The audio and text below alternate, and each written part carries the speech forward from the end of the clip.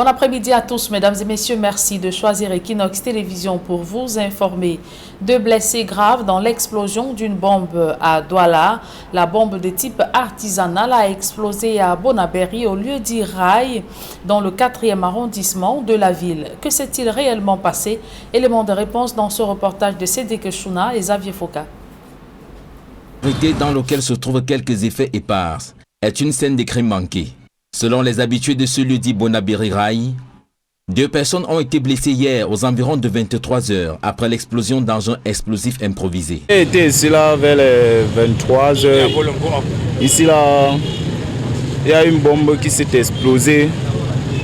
Il y avait un jeune homme qui était en train de passer avec un sac d'eau. Ça a porté au jeune homme tapé et ça a coupé son pied. Pour le moment, il ne sait pas encore, mais on a amené le jeune homme à l'hôpital. Ils étaient 2, avec un gars là, ça a fendu le visage. Selon des informations encore non officielles, les 2 blessés étaient porteurs d'engins explosifs improvisés qu'ils tentaient de disposer au niveau du carrefour des rails, dit Entrée Bonendale à Bonaberi.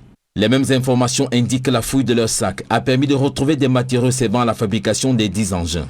Les 2 suspects ont été interpellés et reçoivent des soins, alors que les habitants du coin n'en reviennent pas toujours. Tout ce qui sont passés ici, ça nous a dépassé parce que je suis ici pendant 23 ans, ici au rail. Les choses comme ça là qui s'est passé, ça nous a dépassé parce que depuis que je suis ici, on n'a pas vu les choses comme ça là. Cette autre explosion rappelle plusieurs autres qui se sont produites dans différents quartiers de la capitale Yaoundé. Une situation qui devient inquiétante au moment où le gouvernement rassure sur la sécurisation des personnes et des biens lors du scrutin du 6 décembre prochain et des fêtes de fin d'année.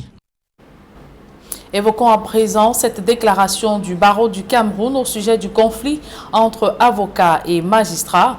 Au cours de cette rencontre, la présidente par intérim du barreau a réitéré l'urgence de punir les auteurs des violences contre les avocats et appelle à un sursaut républicain. Le compte-rendu de cette rencontre, c'est avec Joël Essengaï Gizogo.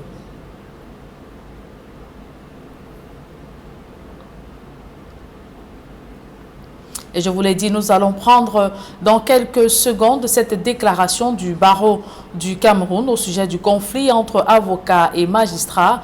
La présidente du barreau par intérim du barreau du Cameroun a réitéré au cours de cette rencontre l'urgence de punir les auteurs des violences contre les avocats et elle appelle à un sursaut républicain. D'autres précisions dans ce reportage de Gizogo et Joël Essengue. Alors que le torchon brûle entre les magistrats et les avocats, la présidente par intérim du barreau du Cameroun s'est exprimée à Yaoundé via une déclaration. Le barreau du Cameroun demande que les auteurs des violences policières soient identifiés, tout comme il a prescrit une enquête contre les avocats impliqués dans cette affaire. Le Conseil de l'ordre a exigé que soient identifiés et sanctionnés les auteurs intellectuels et opérationnels des actes qui ont été posés par les forces de l'ordre et en toute responsabilité a ordonné l'ouverture d'une enquête déontologique contre nos confrères certes en détention mais qui sont impliqués à la genèse et tout au cours des événements que nous avons eu à dénoncer. Au sujet de cette enquête, le barreau précise qu'il ne s'agit guère de condamner ces avocats. Il s'agit de savoir ce qui s'est passé parce que à tout état de cause, nos confrères bénéficient de la présomption d'innocence, que ce soit en matière disciplinaire, que ce soit ou en matière judiciaire. Sans décolorer, le barreau dénonce ce qu'il considère comme un guet-apens tendu aux avocats ces derniers jours, alors même que la remise en liberté de ceux incarcérés à Douala récemment était à l'ordre du jour après une rencontre avec le ministre délégué auprès du ministre de la Justice. Pendant que nous étions dans l'attente de l'audience du 25 novembre 2020, grande a donc été notre surprise de constater que dans la journée du 18 novembre 2020, de nombreux guet-apens ont été tendus à des confrères exerçant à Douala pour les amener par des fonctionnaires de police, se faisant passer pour des clients en détresse, pour les conduire à un certain lieu où ils ont été mis en état d'arrestation et conduits à la police judiciaire. Au total, tout en appelant les avocats à la retenue, La présidente par intérim du barreau souligne également l'urgence d'un sursaut légaliste et républicain du fait qu'avocats et magistrats travaillent ensemble pour la bonne administration de la justice. Le barreau du Cameroun annonce sa prochaine réunion pour le 1er décembre, après les obsèques de son bâtonnier Charles Tchakouté Patié. Pour rappel, la crise actuelle entre avocats et magistrats est née de l'incarcération de 2 avocats à Douala pour outrage à magistrat, suivi d'une intervention musclée des forces de l'ordre dans une salle d'audience du tribunal de Bonanjo. Violation des droits de l'homme au Cameroun, la justice sur le banc des accusés. À la faveur d'un atelier sur l'accès des citoyens à une justice pénale équitable, des acteurs dénoncent de nombreuses entraves aux droits humains dans le milieu de la justice au Cameroun. On fait le point dans ce reportage d'Emmanuel Djobé à Cyril. S'il est un secteur dans lequel les droits de l'homme sont le plus bafoués au Cameroun, selon la société civile, c'est le secteur de la justice. Nous faisons face actuellement de beaucoup de défis dans notre pays, aussi bien sécuritaires que dans la lutte contre le terrorisme. Et à chaque fois, les questions de violation des droits humains reviennent, et particulièrement dans la chaîne de justice pénale. C'est-à-dire qu'on parle ici des arrestations massives, des détentions arbitraires, de la torture, des mauvais traitements, des procès qui n'en finissent plus, et ainsi de suite. S'agissant notamment de la justice pénale, la situation est alarmante. Pourtant, ce ne sont pas les moyens de faire respecter les droits humains qui manquent. Ces violations peuvent être réduites à leur plus simple expression si les acteurs sont aguerris, si les acteurs prennent ces préoccupations comme des préoccupations centrales dans leur vécu quotidien. Ces attitudes changent d'un magistrat à l'autre, d'un procureur à l'autre, selon qu'il est sensible à ces questions ou pas. Donc il s'agit d'agir vraiment sur la sensibilité sur cette question-là par rapport à tous ces acteurs-là. Mise à l'index, l'administration pénitentiaire pointe du doigt la surpopulation carcérale, souvent à l'origine de nombreux abus dans les prisons. Le nombre de criminalités augmente au fur et à mesure que les jours passent. Et vous savez, si on a conçu une prison peut-être avec une capacité de 800, et puis bon, le nombre de criminalités augmente et on se retrouve peut-être parfois dans des 1000 et on est obligé de créer une place pour des nouveaux détenus. Donc on essaye, l'administration pénitentiaire essaye à son niveau de protéger le droit de l'homme. La Sûreté nationale, pour sa part, indique que lorsque des cas de violation des droits de l'homme sont avérés dans les commissariats, des sanctions sont prises. Autant que faire se peut, nous respectons les droits de l'homme. Lorsqu'il y a une récrimination, nous essayons d'ouvrir une enquête et il y a des sanctions effectivement. Quand c'est avéré, parce qu'il y a aussi des dénonciations calomnieuses. Donc, l'on veille étroitement à ce que les droits de l'homme soient respectés au cours de toutes nos missions. Quoi qu'il en soit, en dépit de la législation dont le Cameroun s'est doté, le respect des droits humains pose problème dans le milieu de la justice. Un milieu finalement à humaniser. On observe, malgré les nombreux textes qui constituent autant d'engagements pris par le Cameroun, des violations, et en tout cas, si tant il est qu'on avait eu besoin de textes pour cela, une absence totale de prise en compte de la situation de l'homme, au travers de l'expérience que nous tous, qui sommes acteurs de la vie sociale, tout comme les professionnels qu'on peut être les professionnels de la justice, on est tous unanimes à constater qu'il y a beaucoup de choses à faire pour essayer un tant soit peu d'humaniser la justice camerounaise.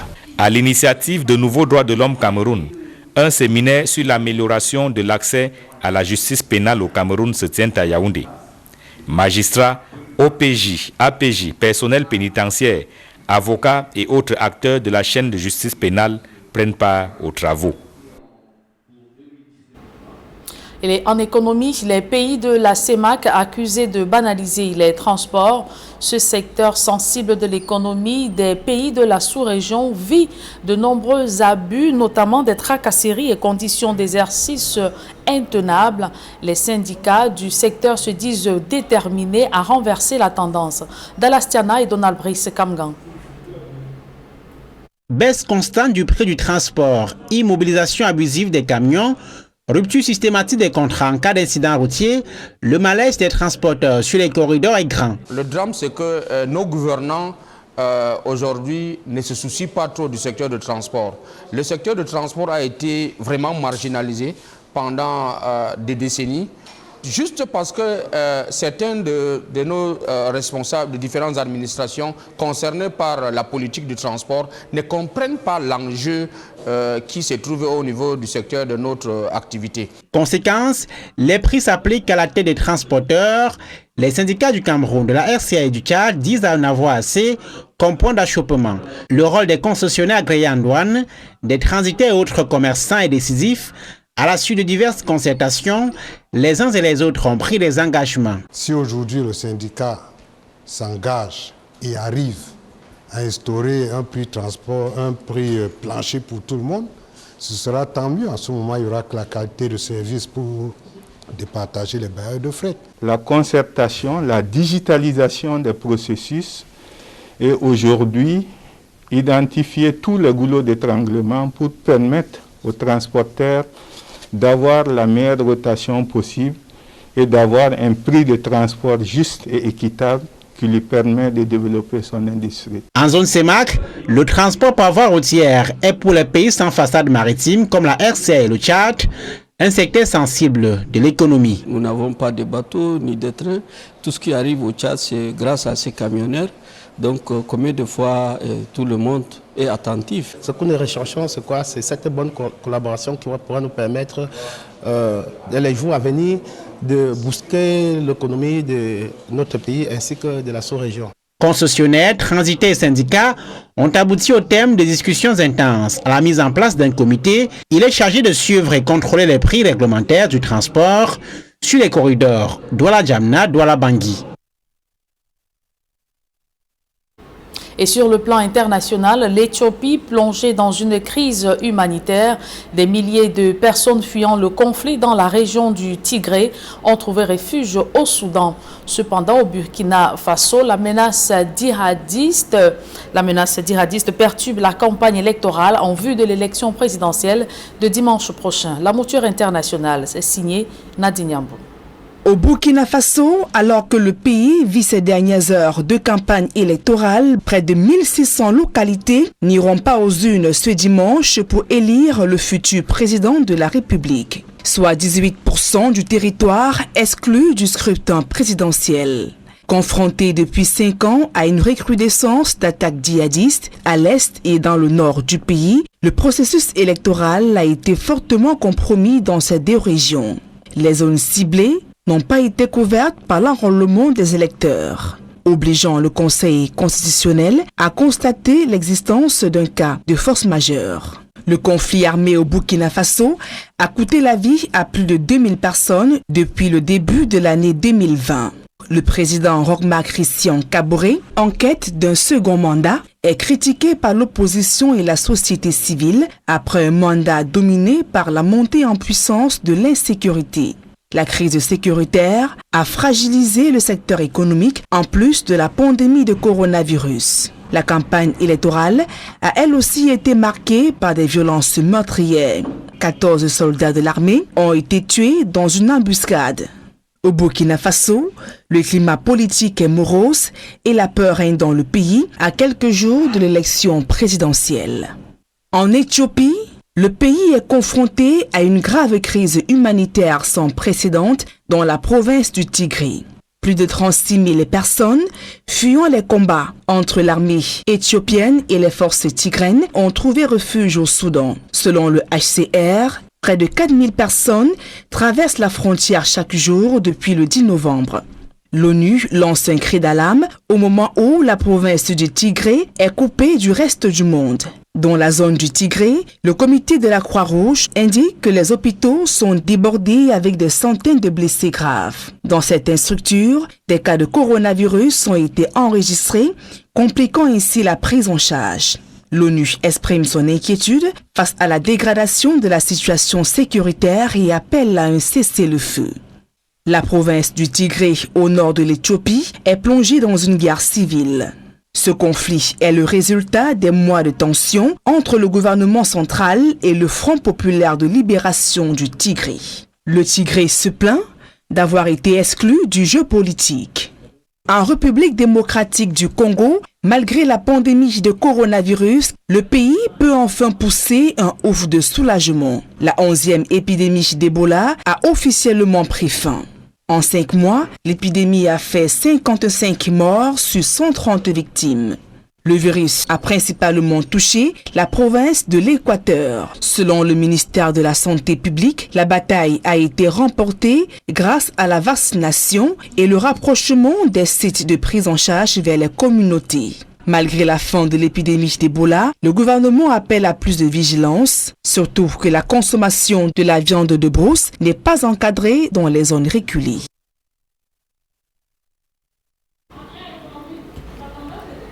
And of course, thanks, ladies and gentlemen. We are on the second segment of information. We begin with a human interest story to say that 2 persons have been severely wounded following a bomb explosion in Rai. Rai is a locality in Bonaberi in the Douala 4 subdivision. According to local inhabitants, the explosion occurred at about 11 p.m. Wednesday night. Details with Simat Njikan Gabriel.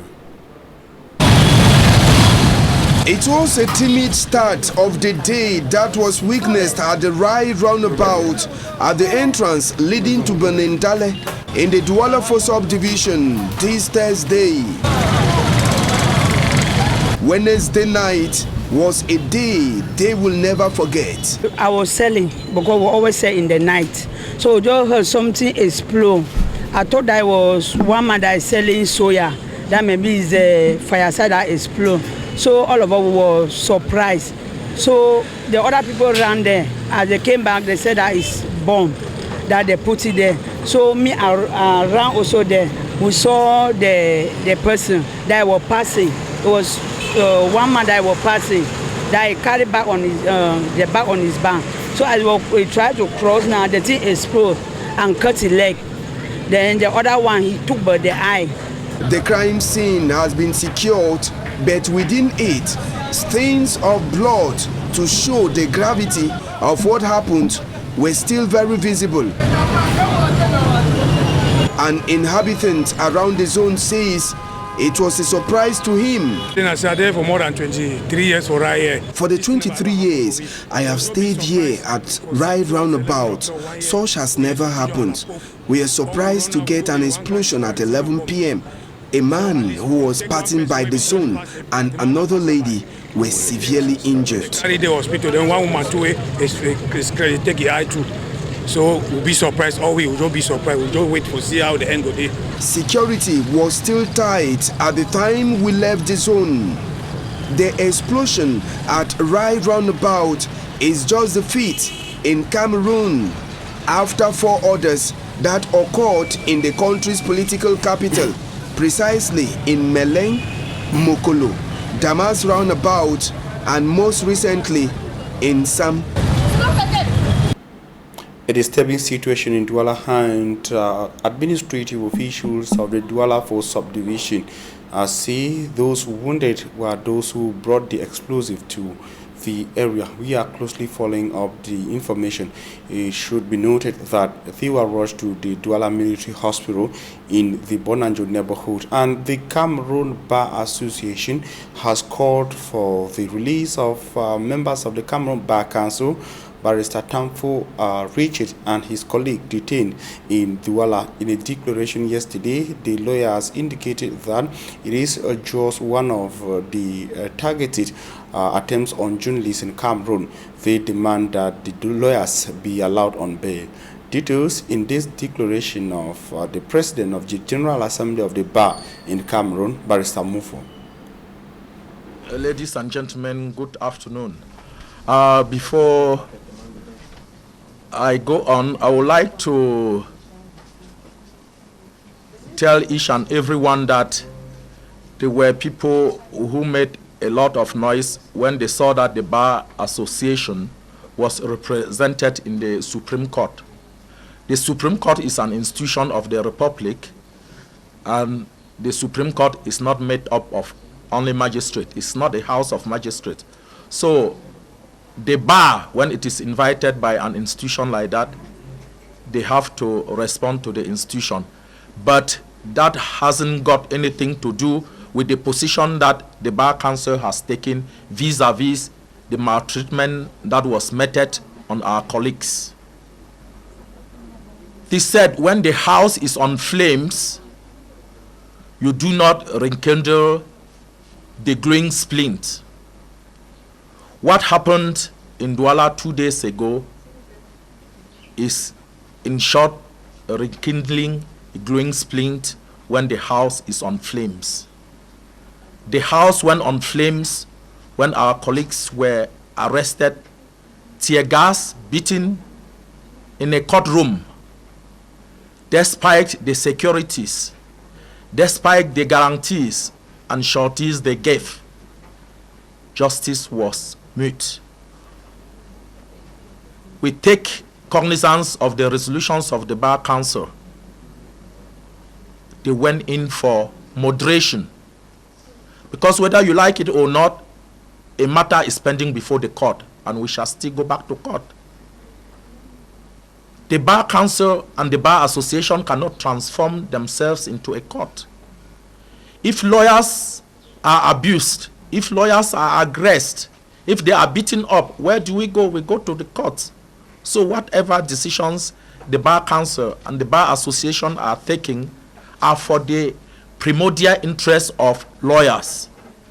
And as the Bar resolution said, they will reconvene on the 1st of December. We had a joint meeting. The Bureau of the General Assembly and the Bar Council had a meeting that resulted to the resolutions that were taken. And so we pray that we should be calm, make sure we bury the fallen hero, Barrister Chakute Patie Charles, in due form. He deserves that dignity. We bury him. We have that meeting on the 1st and see where we can go from there. This does not mitigate our position. And we think the institutions that are there will do well to admit our colleagues on bail, because they have provided even more than what the law demands. And so the last word is that our colleagues should be liberated, as the Bar president just said. We agree in toto that they should be liberated. There are people who are out who have done worse things. There are people who have killed and they are out. Our colleagues still enjoy the sacrosanct principle of presumption of innocence. Why are they there? When their abbots are there, they are lawyers with chambers. But we pray for calm, and the rest will be handled. The Mungu Divisional Delegate of Trade and Commerce has promised hard times for traders in his area of command who, according to him, have violated regulated prices of basic goods and commodities stated by the government of Cameroon. He promised tracking down such fraudulent traders as he embarked on a control campaign across Gonsamba and the rest of the Mungu Division. Innocent Azet tells us more in the following report. Now, prices of basic commodities have skyrocketed in markets, with the situation aggravating as end-of-year festivities approach. Households or consumers decide to come out of their shells to raise alarm. Prices don't go up, so nearly all to the bar now. It's not easy. We expect government to intervene and cut down prices of commodities. We are badly caught in the web. But still, not easy. Pour baisser un peu le prix des choses, ça ne nous laisse pas, on ne s'en sort pas. Agents of the Divisional Delegation of Trade in the Mungo Division of the Littoral Region have launched a price control campaign to last at least for a month so as to protect consumers from high prices this festive period, authorized by the Minister of Trade. Ce jour sur le terrain était tout d'abord pour traquer We aim at tracking traders who have not repented from fraudulent practices by illegally raising prices of basic commodities. Despite some successes of our sensitization, there still exist some notorious traders in the market, reason why we continue with this operation to flush them out. Éradiquer ce phénomène dans les marchés. Stubborn traders are cautioned to apply, adhere to, and respect scrupulously prices fixed by the Ministry of Trade. That they must systematically stock their warehouses for flexible and genuine transaction, and desist from the temptation of always creating artificial shortage to dupe consumers through price hike. Nous sommes en éveil pour contrôler ce phénomène-là. Et le ministre... We are awake to control this practice and get rid of the bad grains. Et au quotidien, pour traquer, n'est-ce pas, toujours c'est hors la loi là. Some traders caught with inflated prices have promised repentance. Allez chercher le tableau. Non, laissez ça comme ça. Envoyez l'enfant chercher le tableau. Il y a les menuisiers partout là, non? A writer has published a book in Cameroon outlining the ills of mob justice, or otherwise known as jungle justice. In his publication, he sensitizes Cameroonians on the dangers of mob justice and also called on the government of Cameroon to regulate this situation, and also asking the population to consider using the right legal means in Cameroon anytime necessary. Charles Ekume tells us more. We'll not be having that report this midday on Equinox Television. We thank you for your very kind attention. That was all we had time for. News will, however, continue on Equinox Television. At 6 p.m., you shall have a full newscast in the English language. At 8 p.m., a full newscast in the French language. Julien Berthe Bissana will be back here on Monday at 7 a.m., God willing.